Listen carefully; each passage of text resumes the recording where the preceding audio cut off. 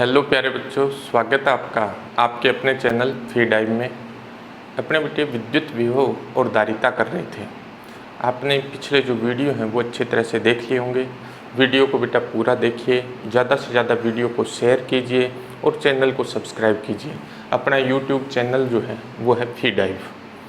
आज अपने एक इम्पोर्टेंट टॉपिक कर रहे हैं बेटे, स्थिर वैद्युत स्थितिज ऊर्जा। स्थिर वैद्युत स्थितिज ऊर्जा पढ़ने से पहले मैं आपको सिर्फ स्थितिज ऊर्जा के बारे में बता रहा हूँ। सिर्फ किसके बारे में?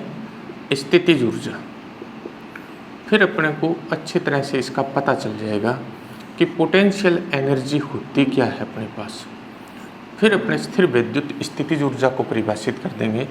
पोटेंशियल एनर्जी अपने पास क्या है, स्थितिज ऊर्जा क्या है। किसी बल क्षेत्र में वस्तु की स्थिति या अभिविन्यास के कारण उसमें कार्य करने की जो क्षमता होती है उसे उस वस्तु की स्थितिज ऊर्जा कहते हैं। किसी बल क्षेत्र में, मैं एक सिंपल परिभाषा बता रहा हूँ बेटा स्थितिज ऊर्जा की। किसी बल क्षेत्र में वस्तु की स्थिति या अभिविन्यास के कारण कार्य करने की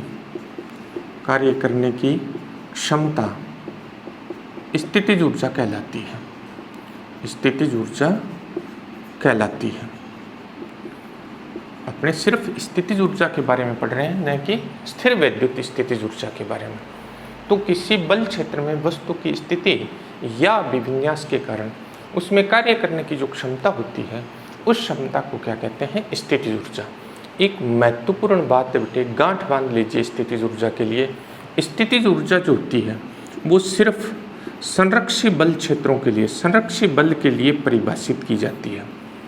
स्थितिज ऊर्जा जो होती है बेटे केवल और केवल संरक्षी बलों के लिए परिभाषित की जाती है। अपने सिलेबस में जो अपने पढ़ते हैं वो 4 प्रकार की स्थितिज ऊर्जा पढ़ते हैं। अपने पास है गुरुत्वीय स्थितिज ऊर्जा, विद्युत स्थितिज ऊर्जा, चुंबकीय स्थितिज ऊर्जा और स्प्रिंग की स्थितिज ऊर्जा।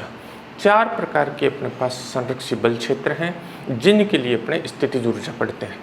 अब देखिए बेटा, किसी बल क्षेत्र की जगह मैं गुरुत्वीय बल क्षेत्र नाम ले लूँ तो गुरुत्वीय बल क्षेत्र में किसी वस्तु की स्थिति या विन्यास के कारण उसमें कार्य करने की जो क्षमता होती है उसे गुरुत्वीय स्थितिज ऊर्जा कहते हैं। अगर मैं यहाँ बल क्षेत्र विद्युत ले लूँ बेटा, विद्युत बल क्षेत्र में आवेश लिखूंगा, फिर मैं वस्तु की जगह क्या लिखूंगा? आवेश। आवेश की स्थिति या विन्यास के कारण कार्य करने की जो क्षमता होगी उसे क्या कहते हैं? अपने विद्युत स्थितिज ऊर्जा कहते हैं।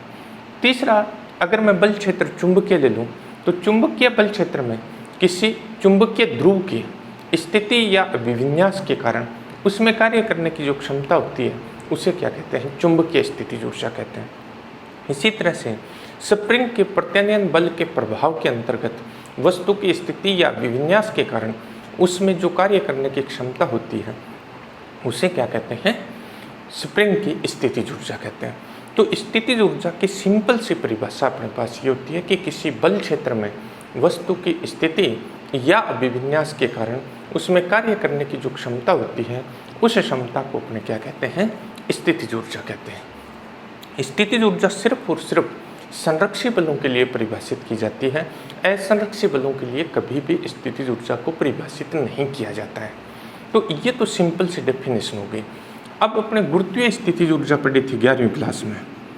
गुरुत्वीय स्थितिज ऊर्जा पढ़ी थी। गुरुत्वीय स्थितिज ऊर्जा क्या होती है बेटा? गुरुत्वीय स्थितिज ऊर्जा किसी पिंड को अनंत से गुरुत्वीय क्षेत्र के किसी बिंदु तक बिना त्वरित किए हुए विस्थापित करने में किया गया जो कार्य होता है उस कार्य को क्या कहते हैं? गुरुत्वीय स्थितिज ऊर्जा कहते हैं। इसी तरह से अपने स्थिर विद्युत स्थितिज ऊर्जा को परिभाषित करेंगे। अपने गुरुत्वीय स्थितिज ऊर्जा की बात कर रहे हैं जो 11वीं क्लास में अपने गुरुत्वाकर्षण वाले चैप्टर में पढ़ी थी। क्या है? किसी पिंड को अनंत से गुरुत्वीय क्षेत्र के किसी बिंदु तक गुरुत्वीय क्षेत्र के किसी बिंदु तक बिना त्वरित किए हुए विस्थापित करने में किया गया जो कार्य होता है वह कार्य उस पिंड की स्थितिज ऊर्जा के रूप में संचित, गुरुत्वीय स्थितिज ऊर्जा के रूप में संचित हो जाता है। सेम इसी तरह से अपने इसको पढ़ेंगे। अब अपने पढ़ते हैं बेटा स्थिर वैद्युत स्थितिज ऊर्जा। ये मैंने आपको स्थितिज ऊर्जा के बारे में बताया था कि स्थितिज ऊर्जा क्या होती है। अब अपने पढ़ेंगे क्या, स्थिर वैद्युत स्थितिज ऊर्जा। देखिए बेटा, अपने पास क्या है, एक आवेश क्यू है। ये अपने पास एक आवेश क्यू है ओ बिंदु पर, ठीक है। इसके कारण क्या होता है, क्योंकि ये बिंदु आवेश है तो ये क्या करता है बेटा, विद्युत क्षेत्र उत्पन्न करता है, विद्युत क्षेत्र उत्पन्न कर देता है। ये क्या करता है, विद्युत क्षेत्र उत्पन्न करता है। अब अपने क्या करते हैं, एक परीक्षण आवेश Q0 लेते हैं, एक टेस्ट चार्ज ले लिया अपने, एक टेस्ट चार्ज ले लिया। इसने विद्युत क्षेत्र E उत्पन्न किया बेटा, किसने, क्यों ने। अपने एक क्या किया, टेस्ट चार्ज Q0 ले लिया। ये एक छोटा आवेश है बेटा, छोटा आवेश इसलिए लेते हैं ताकि ये इसके विद्युत क्षेत्र में किसी तरह की कोई परिवर्तन न कर पाए। इसको अपने क्या करते हैं, इसको इसके विद्युत क्षेत्र के बिंदु A से B तक विस्थापित करते हैं। Q0 को A से B तक विस्थापित करते हैं। जब अपने A से B तक विस्थापित करते हैं तो अपने को क्या करना पड़ेगा, बाह्य बल लगाना पड़ेगा, बाह्य बल लगाना पड़ेगा, जिसको अपने F एक्सटर्नल लिखेंगे बेटा। ये जो बाह्य बल है, इस बल का परिमाण जो है इस आवेश पर, इस आवेश के कारण लगने वाले विद्युत बल के बराबर होना चाहिए, लेकिन दोनों की दिशा क्या होगी, विपरीत होगी। मतलब ये बेटा कि F एक्सटर्नल जो होगा वो बराबर होगा माइनस वेक्टर FE के। तो इस आवेश पर परिणामी बल 0 हो जाएगा। एक समान गति के लिए बल की आवश्यकता नहीं होती, ये 11वीं क्लास में अपने पढ़ चुके हैं बेटा। एक समान गति के लिए बल की आवश्यकता नहीं होती। जब कोई वस्तु एक समान गति करती है बेटा तो उसमें त्वरण शून्य होता है। और अपनी परिभाषा यही है कि विद्युत क्षेत्र के विरुद्ध बिना त्वरित किए हुए अपने क्या करते हैं, इसको A से B तक विस्थापित करेंगे, क्योंकि इसके कारण जो विद्युत बल लग रहा है वो इसको प्रतिकर्षित करेगा। अपने उसके विरुद्ध बाह्य बल लगाया और अपने उसको किधर लेके आ रहे हैं, विद्युत क्षेत्र में लेके आ रहे हैं। तब अपने पास ये जो दोनों बल हैं, ये दोनों बल परिमाण में बराबर होंगे और दिशा में क्या होंगे, विपरीत होंगे। अगर अपने इसको A से B तक विस्थापित करते हैं बेटा और B पर लाके इसको छोड़ दें, Q0 को B पर लाके छोड़ दें, तो इस Q के कारण ये जो प्रतिकर्षण बल लग रहा है, विद्युत बल लग रहा है, इस बल के कारण ये वापस गति करेगा। मतलब इसकी B पर जो स्थितिज ऊर्जा थी वो अब गतिज ऊर्जा में परिवर्तित होती है और ये गतिज ऊर्जा के रूप में गति करता हुआ इससे दूर गति करता है। अब क्या होगा कि इसके प्रत्येक बिंदु पर स्थितिज ऊर्जा और गतिज ऊर्जा का योग क्या रहता है, हमेशा नियत रहता है बेटा। अब देखिए बेटे, अगर अपने इसको A से B तक विस्थापित करते हैं तो किया गया कार्य क्या होगा, कार्य अपने पास आ जाएगा WAB इज इक्वल टू समाकलन A से B, ये अपने पास आ जाएगा vector F external dot vector DR, या इसको अपने यूँ लिख सकते हैं माइनस समाकलन A से B vector FE dot vector DR। यानी इस आवेश Q0 को A से B तक विस्थापित करने में किया गया जो कार्य है बेटा वो अपने पास ये आ गया। अब ये जो कार्य है ये इस आवेश के स्थितिज ऊर्जा में परिवर्तन के बराबर होता है। यह कार्य जो है वो इस आवेश की स्थितिज ऊर्जा में परिवर्तन के बराबर होता है। तो अपने पास क्या लिख सकते हैं, अपने इसको WAB इज इक्वल टू अपने पास आ जाएगा UB माइनस UA, या इसको अपने लिख सकते हैं डेल्टा U। अब अपने इसको यूँ परिभाषित कर सकते हैं कि किसी आवेश को विद्युत क्षेत्र के एक बिंदु से दूसरे बिंदु तक क्षेत्र के विरुद्ध बिना त्वरित किए हुए विस्थापित करने में किया गया कार्य वस्तु के आवेश के स्थितिज ऊर्जा में परिवर्तन के बराबर होता है। देखिए, किसी आवेश को विद्युत क्षेत्र के एक बिंदु से दूसरे बिंदु तक दूसरे बिंदु तक क्षेत्र के विरुद्ध बिना त्वरित किए हुए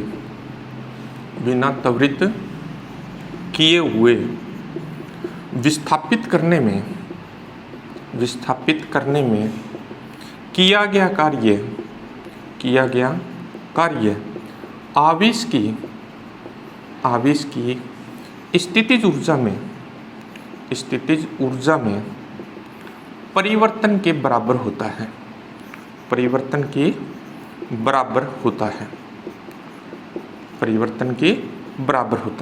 यानी ये जो अपने पास स्टेटमेंट है बेटा, वो अपने पास इस लाइन की स्टेटमेंट है। यानी किसी आवेश को विद्युत क्षेत्र के एक बिंदु से दूसरे बिंदु तक क्षेत्र के विरुद्ध बिना त्वरित किए हुए विस्थापित करने में किया गया कार्य जो होगा, वो अपने पास क्या होगा, स्थितिज ऊर्जा में परिवर्तन के बराबर होगा। अब अपने क्या चाहते हैं, अपने किसी बिंदु पर स्थितिज ऊर्जा परिभाषित करना चाहते हैं। जैसे मान लो अपने इस बी बिंदु पर स्थितिज ऊर्जा परिभाषित करना चाहते हैं, तब अपने क्या होता है कि जब किसी बिंदु पर स्थितिज ऊर्जा को परिभाषित करना हो तो अपने को एक संदर्भ स्थिति का चयन करना होता है। तब अपने को क्या करना होता है, एक निर्देश स्थिति का या संदर्भ स्थिति का चयन करना होता है। एक संदर्भ स्थिति या निर्देश स्थिति का चयन करना होता है। और वो स्थिति ऐसी होती है बेटा जिसमें स्थितिज ऊर्जा का मान क्या होता है, शून्य होता है। उस स्थिति में स्थितिज ऊर्जा जो है वो क्या होती है बेटे, शून्य होती है। अपने एक ऐसी स्थिति का चयन करेंगे जिसमें स्थितिज ऊर्जा का मान शून्य होना चाहिए। जिससे अपने गुरुत्वीय स्थितिज ऊर्जा परिभाषित की थी, तो अपने ये बोला था कि किसी पिंड को अनंत से, तो अनंत पर गुरुत्वीय बल का मान क्या होता है, शून्य होता है, तो गुरुत्वीय स्थितिज ऊर्जा भी 0 होती है। इसी तरह से अपने आवेश के लिए क्या करेंगे, यदि इस ए बिंदु को अपने अनंत पर ले जाएं तो अनंत पर अपने पास स्थितिज ऊर्जा का मान क्या होगा, विद्युत स्थितिज ऊर्जा का मान भी शून्य होगा। तो इस ए को अगर अपने अनंत पर मान लें, यदि अपने पास ए कहाँ स्थित है, अनंत पर स्थित है, यदि ए अनंत पर है तो अपने पास u क्या हो जाएगा, u अनंत अपने पास 0 हो जाएगा। u अनंत क्या हो जाएगा, 0। ये अपने एक इसके लिए संदर्भ स्थिति या निर्देश स्थिति का चयन कर लिया। तो अगर अपने पास ऐसी स्थिति है तो ये इस फॉर्मूले में रखेंगे बेटा, तो अपने पास आ जाएगा w अनंत से b। अब a अनंत पर है तो अनंत से b तक के u0 को लेके आ रहे हैं, तो अपने पास आ जाएगा ub माइनस अपने पास क्या आ जाएगा 0, यानी इज इक्वल टू अपने पास क्या आ गया ub। तो किसी आवेश की स्थितिज ऊर्जा अपने कैसे परिभाषित कर सकते हैं, किसी आवेश को अनंत से विद्युत क्षेत्र के किसी बिंदु तक क्षेत्र के विरुद्ध बिना त्वरित किए हुए विस्थापित करने में किया गया कार्य उस बिंदु पर स्थितिज ऊर्जा के रूप में संचित हो जाता है। अब अपने इसको यूं परिभाषित कर सकते हैं कि किसी आवेश को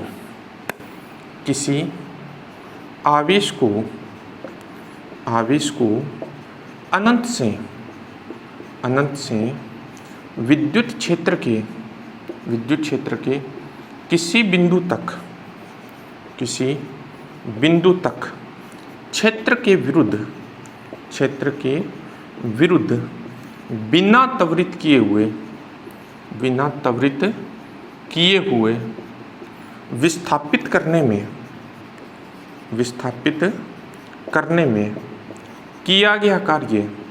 किया गया कार्य उस बिंदु पर आवेश की स्थितिज ऊर्जा के रूप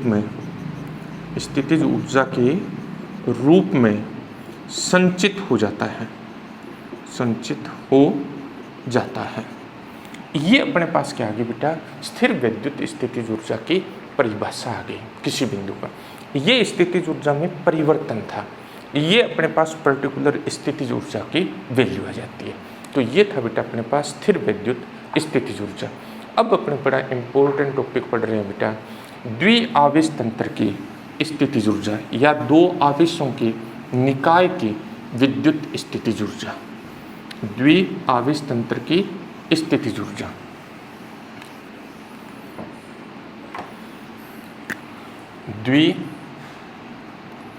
आवेश तंत्र की स्थितिज ऊर्जा, विद्युत स्थितिज ऊर्जा ही पढ़ रहे हैं बेटा, स्थितिज ऊर्जा, या अपने यूं कह सकते हैं दो आवेशों के निकाय की स्थितिज ऊर्जा। देखिए, दो या दो से अधिक आवेश अपने पास कहाँ थे, अनंत पर स्थित थे, और उनको वर्तमान स्थिति तक व्यवस्थित करने में या उस निकाय की संरचना करने में जो कार्य करना पड़ता है, वह कार्य उस निकाय की स्थितिज ऊर्जा के रूप में संचित हो जाता है। मैं जनरल बोल रहा हूँ बेटा, दो या दो से अधिक हो सकते हैं। दो या दो से अधिक आवेशों को अनंत से वर्तमान अवस्था में लाकर निकाय की संरचना करने में जो कार्य करना पड़ता है, वह कार्य उस निकाय की विद्युत स्थितिज ऊर्जा के रूप में संचित हो जाता है। मैं ये एक बार द्विआवेश तंत्र की स्थितिज ऊर्जा नहीं ज्ञात कर रहा, मैं एक जनरल बात बता रहा हूँ बेटा। दो या दो से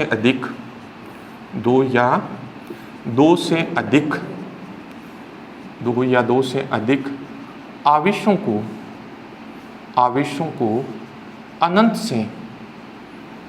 से वर्तमान अवस्था तक या वर्तमान स्थिति तक विस्थापित करके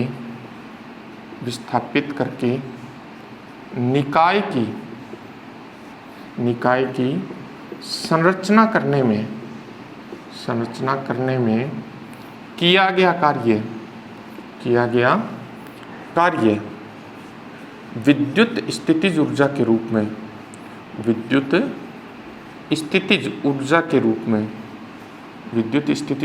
रूप में संचित हो जाता है। यानी अपने क्या करते हैं, अगर अपने पास दो आवेश हैं तो उन दो आवेशों को अनंत से जो भी अपने अवस्था है, जो भी अपने वर्तमान अवस्था चाहते हैं, उस अवस्था में लाकर द्विआवेश यानी दो आवेशों का निकाय बनाएंगे। तो जब अपने दो आवेशों का निकाय बनाएंगे, उसको बनाने में अपने को जो कार्य करना पड़ेगा, वो कार्य उस निकाय की स्थितिज ऊर्जा के रूप में संचित हो जाता है। अब अपने देखते हैं कि द्विआवेश तंत्र की स्थितिज ऊर्जा क्या है। अपने मान लेते हैं कि अपने पास Q1 और Q2 दो आवेशों का एक निकाय है। Q1 और Q2 दो आवेशों का एक निकाय है। माना Q1 तथा Q2 आवेशों का, माना एक निकाय में, ऐसे लिखते हैं, माना एक निकाय में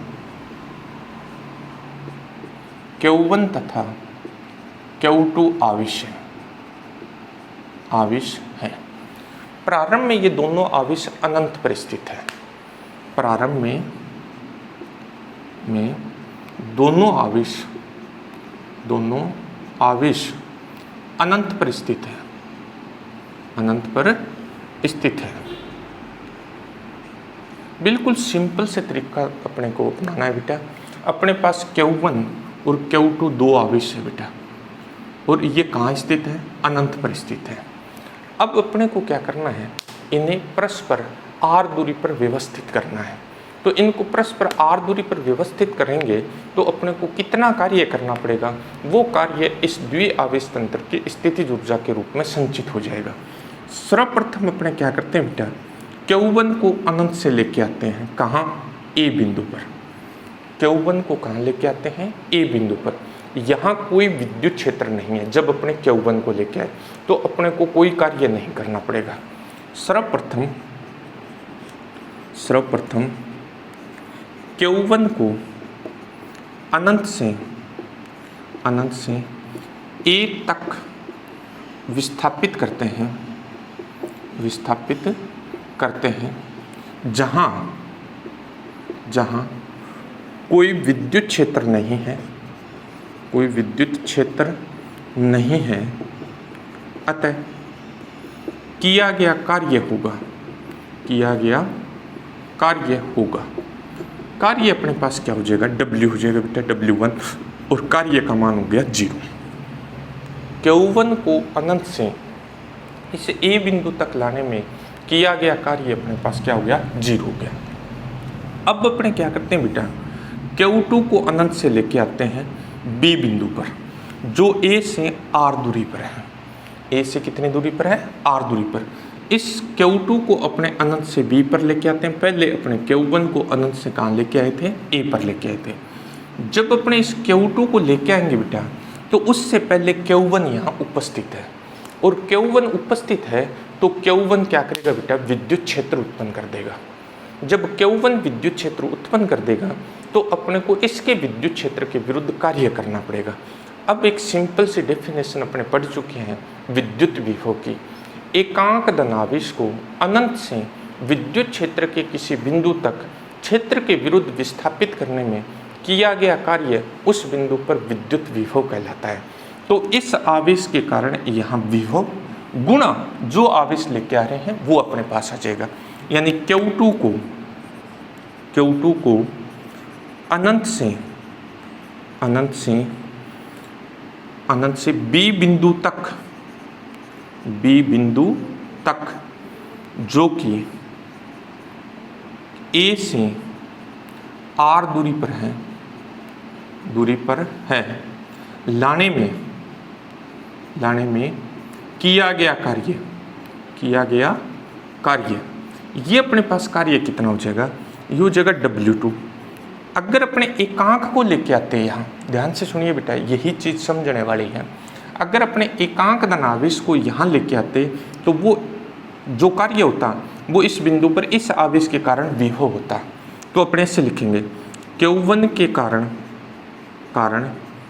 B पर विभव, एकांक को लाते तब तो, अब जिसको लेके आ रहे हैं उससे इसको क्या कर देंगे, मल्टीप्लाई कर देंगे।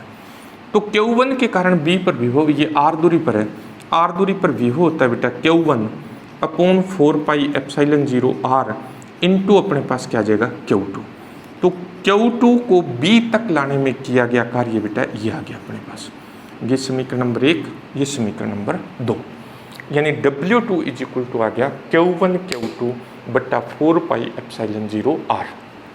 अब देखिए बेटे, यदि अपने पास कुल कार्य ज्ञात करना हो तो कैसे ज्ञात करेंगे। अब अपने को कुल कार्य ज्ञात करना है। कुल कार्य अपने पास आ गया W is equal to W1 plus W2।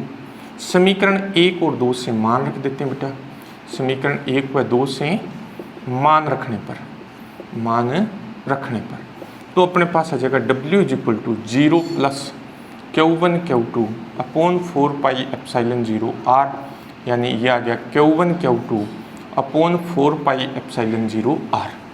कार्य का यह मान द्विआवेश तंत्र की विद्युत स्थितिज ऊर्जा के रूप में संचित हो जाता है। कार्य का यह मान द्विआवेश तंत्र की स्थितिज ऊर्जा के रूप में संचित हो जाता है। अर्थात U इज इक्वल टू अपने पास क्या आ जाएगा, U इज इक्वल टू अपने पास आ गया बेटे Q1 Q2 अपॉन 4πε0 R। ये द्विआवेश तंत्र की विद्युत स्थितिज ऊर्जा आ गई बेटा। दो आवेशों के निकाय की स्थितिज ऊर्जा का फॉर्मूला आ गया बेटा। अब बेटे यदि Q1 और Q2 समान प्रकृति के हैं, Q1 और Q2 समान प्रकृति के हैं, यदि Q1 तथा Q2 समान प्रकृति के हैं, दोनों पॉजिटिव हो बेटा या दोनों नेगेटिव हो, तो U जो है बेटे U पॉजिटिव हो गया। अगर Q1 और Q2 समान प्रकृति की हैं तो U जो है वो धनात्मक होगी, मतलब स्थितिज ऊर्जा धनात्मक होगी। यदि Q1 और Q1 तथा Q2 विपरीत प्रकृति की हैं, तो बेटे U जो है वो नेगेटिव होगी। मतलब इसका अगर Q1 पॉजिटिव है Q2 नेगेटिव है, या Q1 नेगेटिव है Q2 पॉजिटिव है, तो U अपने पास क्या हो जाएगी, ऋणात्मक। सिंपल सा ये मतलब है बेटा कि जब अपने इस फॉर्मूले से स्थितिज ऊर्जा ज्ञात करेंगे तो अपने को मान जो है वो चिन्ह के साथ रखने हैं बेटा। मान जो रखेंगे वो आवेशों को चिन्ह के साथ रखेंगे, पॉजिटिव है तो पॉजिटिव रखेंगे, नेगेटिव है तो नेगेटिव रखना है बेटा। अब अपने ज्ञात करेंगे बेटा 3 आवेशों के निकाय की विद्युत स्थितिज ऊर्जा। 3 आवेशों के निकाय की विद्युत स्थितिज ऊर्जा, ये 2 की थी बेटा, अब 3 की ज्ञात करेंगे। 2 की अपने पास आगे बेटे क्या, मैं यहाँ लिख लेता हूँ, U is equal to Q1 Q2 upon 4 pi epsilon 0 R, ये द्विआवेश तंत्र की थी। अब अपने ज्ञात कर लेते हैं बेटा तिर आवेश तंत्र की, 3 आवेशों के निकाय की विद्युत स्थितिज ऊर्जा। अपने पास Q1 Q2 और Q3, Q1 Q2 और Q3, ये 3 आवेश हैं बेटा। ये प्रारंभ में तीनों आवेश जो है वो अनंत पर स्थित है। प्रारंभ में तीनों आवेश कहाँ स्थित है, अनंत पर स्थित है। Q1 Q2 तथा Q3 प्रारंभ में अनंत पर स्थित है। अब Q1 को अनंत से A बिंदु तक विस्थापित करते हैं। Q1 को अनंत से A बिंदु तक विस्थापित करने में किया गया कार्य Q1 अनंत पे था बेटा, इसको अपने अनंत से किस बिंदु तक विस्थापित कर दिया, A बिंदु तक विस्थापित कर दिया। ये A बिंदु मान लेते हैं बेटा, A पर अपने Q1 लिया है। इस समय यहाँ कोई विद्युत क्षेत्र उपस्थित नहीं है, तो किया गया कार्य जो है W1 इज इक्वल टू अपने पास क्या आ गया, 0 आ गया। समीकरण नंबर अपने पास 1 आ गया। अब अपने क्या करेंगे, Q2 को अनंत से B बिंदु तक विस्थापित करते हैं। Q2 को अनंत से B बिंदु तक विस्थापित करते हैं। B बिंदु तक विस्थापित करने में किया गया कार्य ये W2 आ जाएगा बेटा। अब अपने पास ये जो बेटे Q2 को B तक लेके आ रहे हैं, B की इससे जो दूरी है वो R12 है, R12, और यहाँ Q2 को लेके आए। तो अब इससे पहले ये Q1 उपस्थित है, तो Q1 अपना क्या कर देगा, विद्युत क्षेत्र उत्पन्न कर देगा। तो अपने को अब कार्य करना पड़ेगा। अगर एकांक को लेके आते तो किया गया कार्य उस बिंदु पर विभव के बराबर होता। अपने पास आ जाएगा Q1 के कारण B पर विभव गुणा क्या आ जाएगा, Q2 आ जाएगा। Q1 के कारण B पर विभव गुणा क्या आ जाएगा, Q2, यानी W2 इज इक्वल टू अपने पास आ जाएगा Q1 upon 4 pi epsilon 0 R12 into Q2 से मल्टीप्लाई कर दें। ये कार्य करना पड़ा जब अपने किसको लेके आए, Q2 को अनंत से B बिंदु तक लेके आए। तीसरा आवेश अभी अपने पास बच गया बेटा Q3। अब Q3 को अनंत से C बिंदु तक विस्थापित करते हैं, जिसकी Q1 से जो दूरी है बेटा, C बिंदु तक लेके Q1 से जो दूरी है वो R13, और Q2 से जो दूरी है बेटा वो R23 है। यहाँ अपने Q3 को ले आए। जब Q3 को C पर लेके आएंगे, उससे पहले आपके पास Q1 और Q2 दोनों आवेश हैं। ये दोनों आवेश क्या करेंगे, C पर विद्युत क्षेत्र उत्पन्न करेंगे, तो उसके कारण अपने को कार्य करना पड़ेगा, और वो कार्य अपने ज्ञात करेंगे बेटा। Q3 को अनंत से C तक लाने में किया गया कार्य, ये जो कार्य होगा बेटा वो W3 इज इक्वल टू आ जाएगा Q1 तथा Q2 के कारण C पर विभव गुणा अपने पास क्या आएगा बेटा, Q3। Q1 और Q2 दोनों के कारण C पर जो विभव उत्पन्न होता है वो, और उसको मल्टीप्लाई करेंगे अपने किससे, Q3 से। तो ये अपने पास आ जाएगा बेटा W3 इज इक्वल टू अपने पास आ जाएगा Q1 के कारण C पर विभव आ जाएगा Q1 बट्टा ये अपने पास आ जाएगा 4 pi epsilon 0 R13 plus Q2 के कारण विभव हो जाएगा Q2 upon 4 pi epsilon 0 R23, और इसको अपने को मल्टीप्लाई करना है बेटा किससे, Q3 से। तो W3 इज इक्वल टू अपने पास आ जाएगा बेटा Q3 upon 4 pi epsilon 0 R13 plus Q3 upon 4πε0 R23। ये समीकरण नंबर आ गया बेटा 3। Q1 को लाने में किया गया कार्य 0, Q2 को लाने में किया गया कार्य ये, और Q3 को लाने में किया गया कार्य अपने पास ये आ जाएगा। तो अब अपने पास क्या आ जाएगा, कुल कार्य। कुल कार्य अपने पास क्या होगा, टोटल कार्य अपने ज्ञात कर लेते हैं बेटा। कुल कार्य आ जाएगा W इज इक्वल टू, कुल कार्य W इज इक्वल टू आ जाएगा W1 plus W2 plus W3। 1, 2 और 3 से मान रख देते हैं बेटा। समीकरण 1, 2 और 3 से मान रखेंगे तो W इज इक्वल टू आ गया 0 plus Q1 Q2 upon 4πε0 R12 plus अपने पास आ गया Q1, मैं पहले ये लिख देता हूँ, Q2 Q3 upon 4πε0 R23 plus अपने पास जाएगा Q1 Q3 अपॉन 4πε0 R13, या W इज इक्वल टू आगे बेटी Q1 Q2 upon 4πε0 R12 plus Q2 Q3 upon 4πε0 R23 plus Q1 Q3 upon 4πε0 R13। ये कुल कार्य आ गया बेटा, इस निकाय की संरचना करने में किया गया कुल कार्य। और यही कार्य किसके रूप में संचित होता है बेटा, स्थितिज ऊर्जा के रूप में। तो स्थितिज ऊर्जा अपने पास क्या हो जाएगी, स्थितिज ऊर्जा अपने पास आ गई बेटे U इज इक्वल टू स्थितिज ऊर्जा U इज इक्वल टू अपने पास आ जाएगी बेटे कितनी, Q1 Q2 upon 4πε0 R12 plus Q2 Q3 upon 4πε0 R23 plus Q1 Q3 upon 4πε0 R13। ये अपने पास स्थिर आवेश तंत्र की स्थितिज ऊर्जा का फॉर्मूला आ गया बेटा। इसी तरह से 4 आवेशों की कर सकते हैं, 5 आवेशों की कर सकते हैं। अब अपने एक जर्नल फॉर्मूला लिखेंगे, n आवेशों के निकाय की स्थितिज ऊर्जा, n आवेशों के निकाय की स्थितिज ऊर्जा, n आवेशों के निकाय की स्थितिज ऊर्जा अपने पास क्या हो जाएगी, U इज इक्वल टू, ये आएगा बेटा of summation I is equal to 1 to n, summation J is equal to 1 to n, but I is not equal to J, यह आ जाएगा बेटा QI QJ अपॉन 4πε0 RIJ। ये n आवेशों के निकाय की स्थितिज ऊर्जा का फॉर्मूला है बेटा।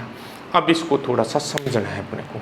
समझनी क्या चीज़ है बेटे, पहली चीज़ तो अपने को ये समझनी है कि ये ऑफ क्यों आया। ये ऑफ इसलिए आया बेटा कि जब अपने इसमें वैल्यू पुट करेंगे, पहले चलो अपने इसको समझते हैं कि I is not equal to J का क्या मतलब है। I is not equal to J का क्या अर्थ है।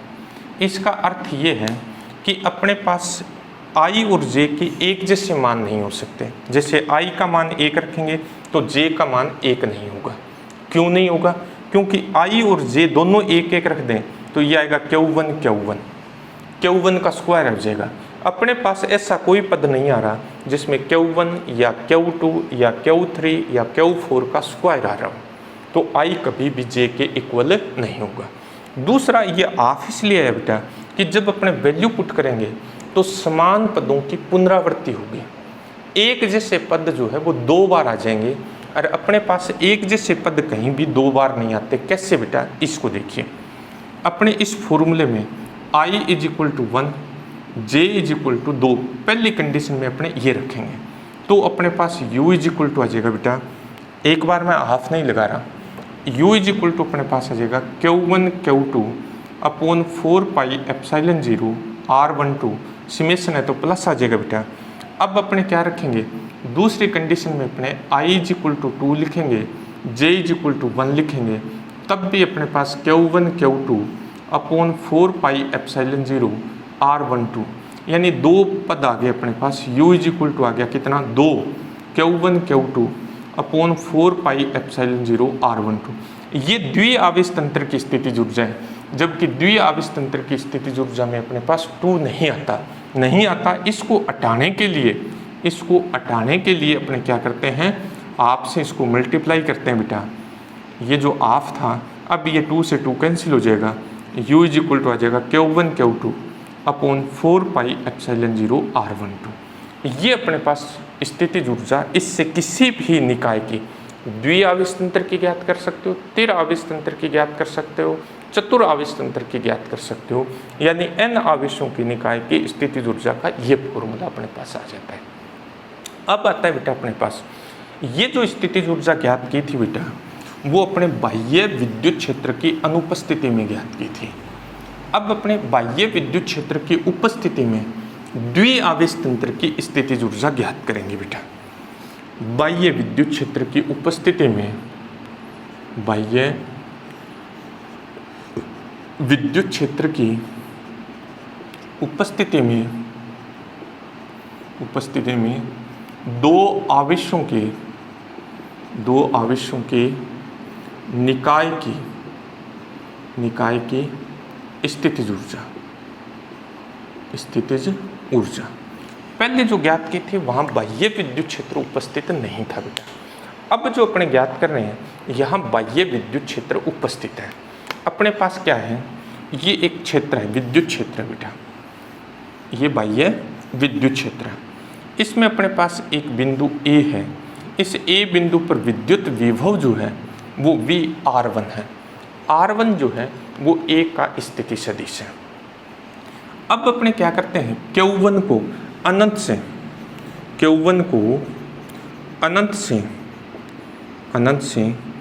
A बिंदु तक विस्थापित करने में किया गया कार्य। अब अपने को कार्य करना पड़ेगा। पहले जब विद्युत क्षेत्र उपस्थित नहीं था तब कोई कार्य नहीं करना पड़ रहा था, लेकिन अब जब अपने Q1 को यहाँ लेके आएंगे तो कार्य बराबर होता है बेटा आवेश गुणा विभव।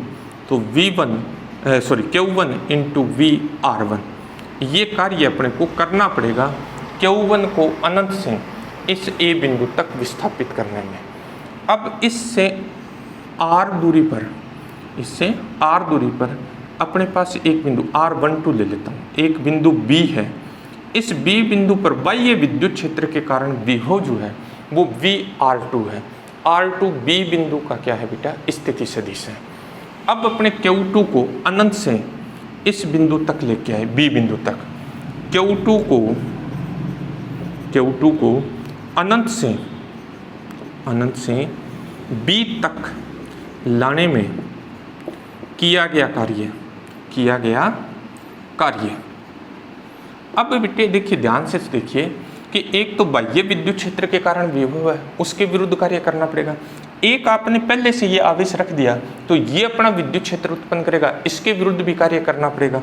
तो W2 जो है वो अपने पास आएगा बाह्य विद्युत क्षेत्र के विरुद्ध किया गया कार्य, तो ये हो गया बेटा, प्लस अपने पास इस Q1 के कारण यहाँ जो विभव होगा Q1 upon 4 pi epsilon 0 R12 into अपने पास क्या आ जाएगा, Q2 आ जाएगा। ये समीकरण नंबर अपने पास आ गई 2। कुल कार्य बेटा, कुल कार्य अपने पास आ जाएगा W is equal to W1 plus W2। तो W इज इक्वल टू अपने पास आ जाएगा Q1 VR1 प्लस अपने पास आ जाएगा Q2 VR2 plus Q1 Q2 upon 4 pi epsilon 0 R12। बाह्य विद्युत क्षेत्र में किसी द्विआवेश तंत्र के निकाय की संरचना करने में इतना कार्य करना पड़ा, और यह कार्य इस निकाय की स्थितिज ऊर्जा के रूप में संचित हो जाएगा। तो निकाय की स्थितिज ऊर्जा अपने पास U इज इक्वल टू आ जाएगी Q1 VR1 plus Q2 VR2 plus अपने पास आ जाएगा Q1 Q2 upon 4 pi epsilon 0 R12। ये अपने पास बाह्य विद्युत क्षेत्र की उपस्थिति में द्विआवेशों के निकाय की या दो आवेशों के निकाय की स्थितिज ऊर्जा का फॉर्मूला है। ये फॉर्मूला एक बार सीधा का सीधा बोर्ड एग्जाम में पूछा गया है कि बाह्य विद्युत क्षेत्र की उपस्थिति में दो आवेशों की निकाय की स्थितिज ऊर्जा का सूत्र लिखिए। सिर्फ सूत्र पूछा गया था बेटे, 1 नंबर का क्वेश्चन आया हुआ है। वीडियो को बेटा अच्छी तरह से पूरा देखिए, अगर आपके कहीं समझ में नहीं आता है तो आप मुझे कमेंट कर सकते हैं, मैं आपको एक्सप्लेन कर दूंगा अच्छी तरह से बेटे।